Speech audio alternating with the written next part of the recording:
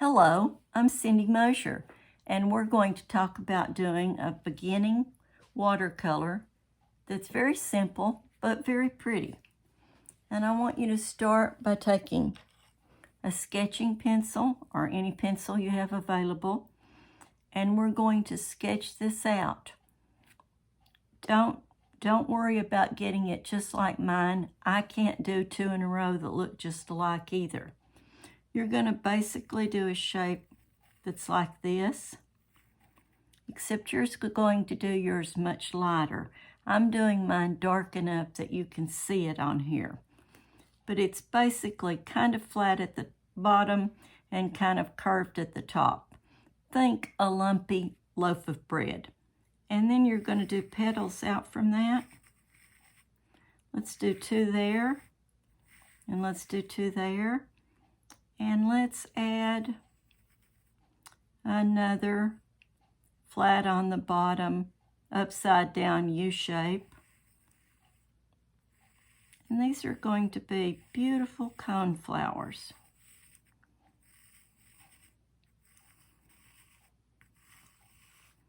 And as you can tell, I'm doing this very fast. Adding another petal there to fill that in. And I'm going to go over here with the third shape. And let's make that shape also tilt slightly to the right. And there's our U. And curve a little bit on the bottom. This one's going to be a healthier flower, so it's going to have lots of petals. And again, I would like you to sketch much lighter than this so that your pencil marks don't show.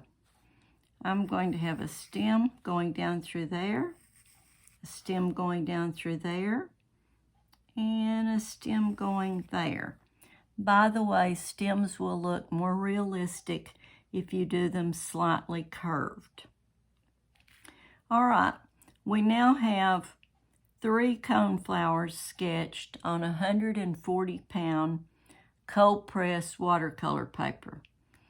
It really doesn't matter to me which brand you use. I'm using Arches. Arches is my favorite, but any 140-pound cold press paper will work. After you've done your sketching very lightly, I am using one brush to do the entire painting, and it's a 00 black gold 311, but the bottom line is you also do not have to have a particular brush. Any brush will work as long as it is a round watercolor brush with a good point.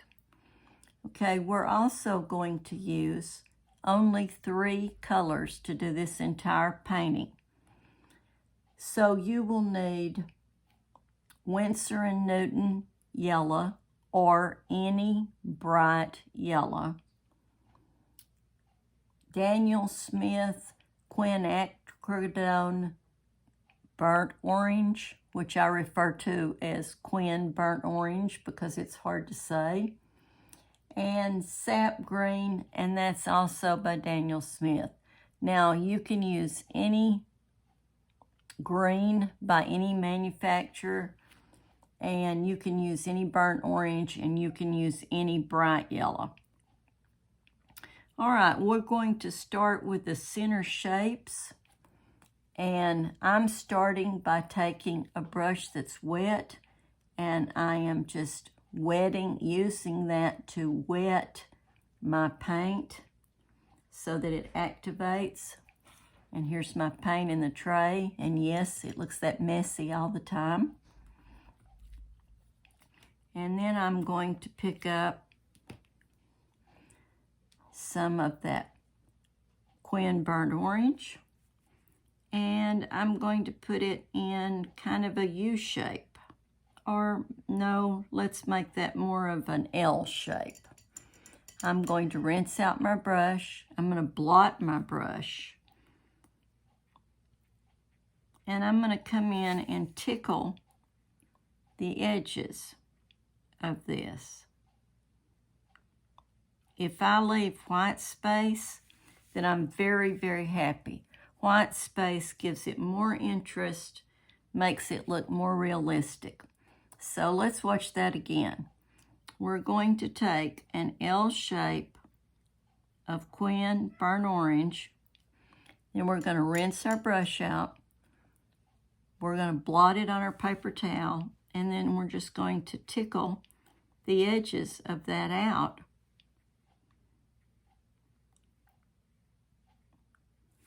And I have deliberately left some white space. All right, one more to go.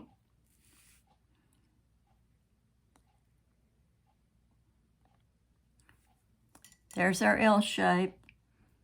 Rinsing our brush out, blotting our brush, and then coming back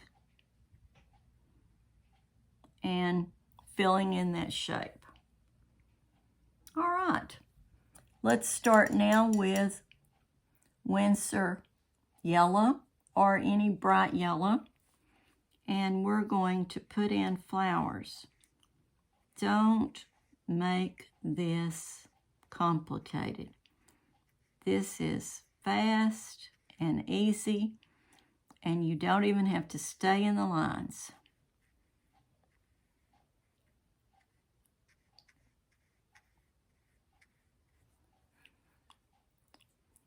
Now, I did all that with one load, but I load my brush very heavy. So if you have to load every 4 petals and I load every 6, that doesn't matter either. That's no big deal.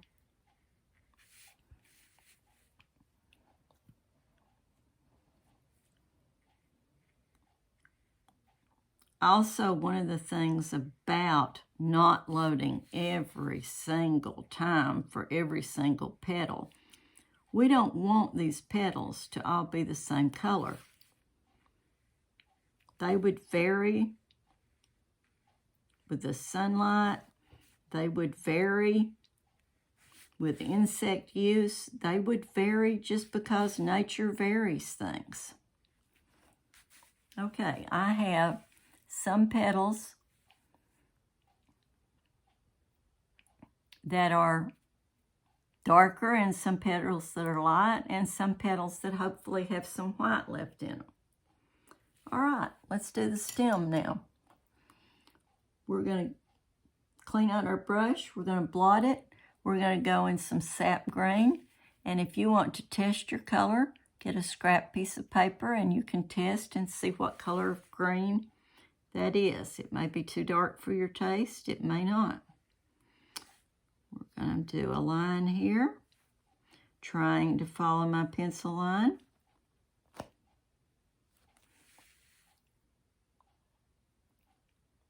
And this is looking pretty good. All right, let's add some leaf shapes.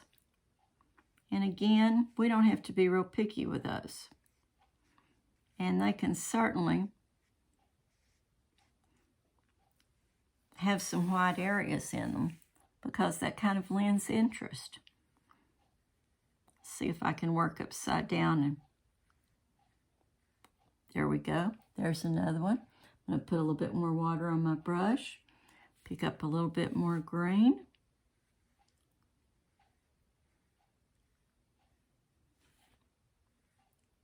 And add a few more petals.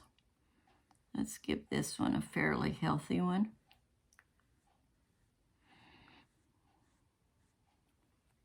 All right, we've got our petals. We've got the top of our coneflowers. We've got our leaves and we've got our stems. Now we're going to go back and add a little bit of shading. We're going to take that burnt umber and here and there, there's going to be touches of burnt umber in the petals. Not all evenly, not all the same color. Let's say we got that one too dark. go back and rinse out your brush, blot it, and let's calm that down.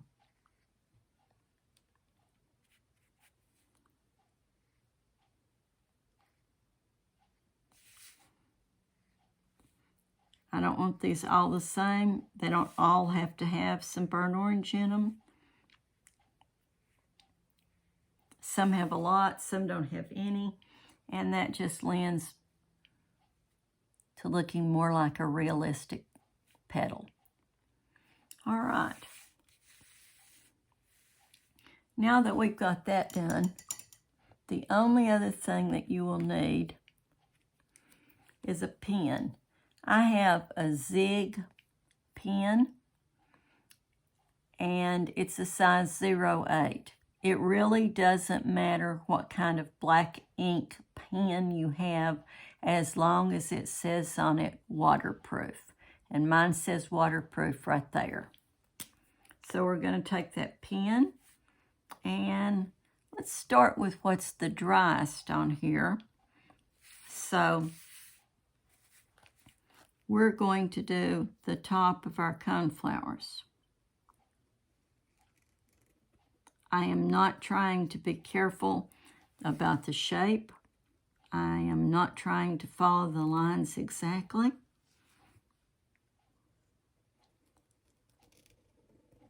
I'm going to get close to those lines, but not exact. All right, let's do some petals now. And again, not being obsessed about getting that exactly like I drew the petal.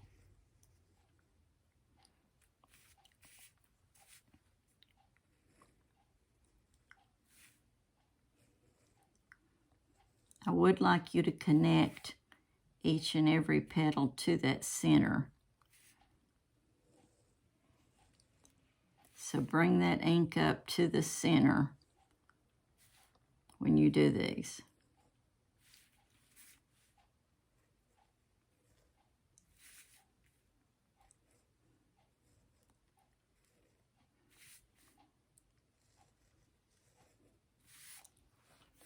All right, let me turn that around so you can see.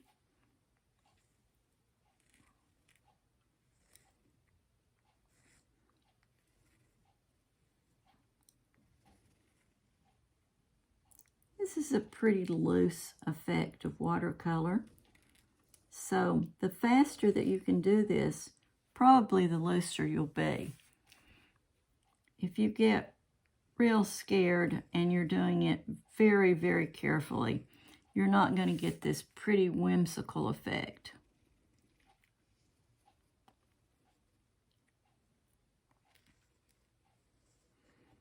Now we're doing the stems and the leaves.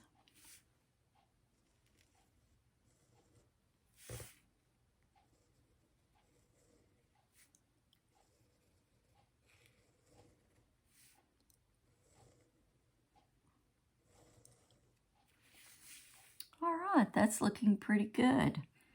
I think to soften that, I would like to use those 3 colors again. And so I'm going to take my round brush. I'm going to dip it in water. And with lots of water on my brush and yellow paint, I hope you can see how loaded that is. I'm going to hit it with the pen, and you'll see spatters appear. And the spatters are optional. You don't have to do this. I think it softens the piece. I think it gives it a little bit more interest.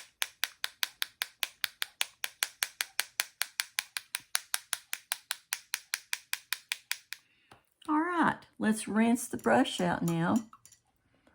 Water on our brush. We're going in Quin Burnt Orange again. And quite a bit of pigment on our brush and quite a bit of water. And we're going to hit it with the pen. And we're going to have some splatters with that second color. And how many you do is totally up to you. If you want to do 2 of these colors and quit, that's all right. I am rinsing out my brush, blotting it, using quite a bit of water, loading up with sap green, and I'm using all 3 of the colors on my palette and on this piece to splatter with.